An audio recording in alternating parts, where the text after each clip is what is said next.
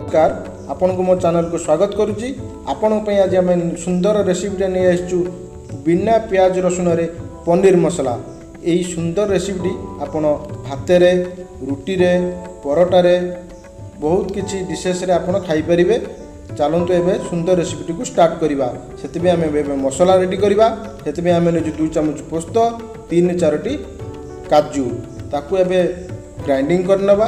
शुकिला grinding करिवे पानी मिसेइबेनी आ द्वारा पोस्तटी भलो भाबे ग्राइंडिंग हेइ जाय।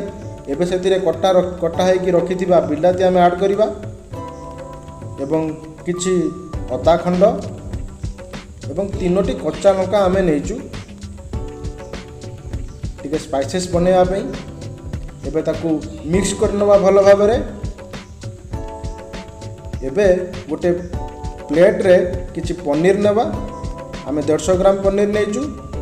सेतिरे किछि लूण ऐड करिबा, हाफ टी स्पून हल्दी, half teaspoon Kashmiri red chilli powder. ताको एबे भलो भाबे मिक्स करि नबा। आपरे एबे कढ़ाई गरम करिबा, पनीर टे को फ्राई करिबा। सेतिबेई कढ़ाईटी गरम हेइ साला परे ताते किछि तेल नेबा। तेलटी गरम हेइ साइले तादरे पनीर आमे फ्राई करिबा। मन रखिए पनीर टी हार्ड फ्राई करेंगे कारण सफ्टनेस पड़े पनीर टी खायापी एत टेस्ट लगे।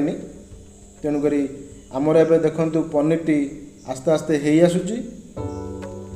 2-3 मिनिट पनीर टी एमती फ्राई कर सारापर ताकू एबे आमे काढ़ी नौचु।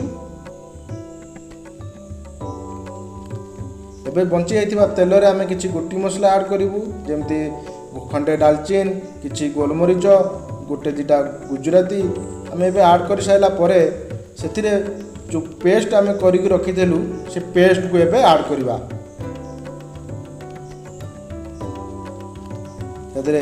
गोटे टीस्पून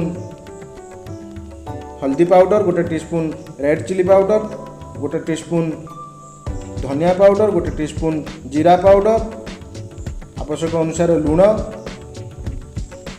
एवं आधा चामच चीनी ऐड कर द्वारा अदर बहुत भल फ्लेवर आसता है, खायापे टेस्टी भी लगी था। एबे भल भाबरे ताकू ये मिश्रण टाकू भल भाबरे आमे कसिबा।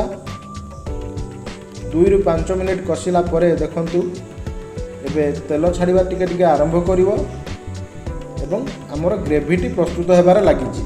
सेतिरे आमे एबे ऐड करिबा किछि पनीर जो भजा है कि फ्राई करी रखिथिलु पनीर ताकू आमे ऐड करिबा एवं 2-3 मिनिट ताकू भल भाबरे घांटिबा।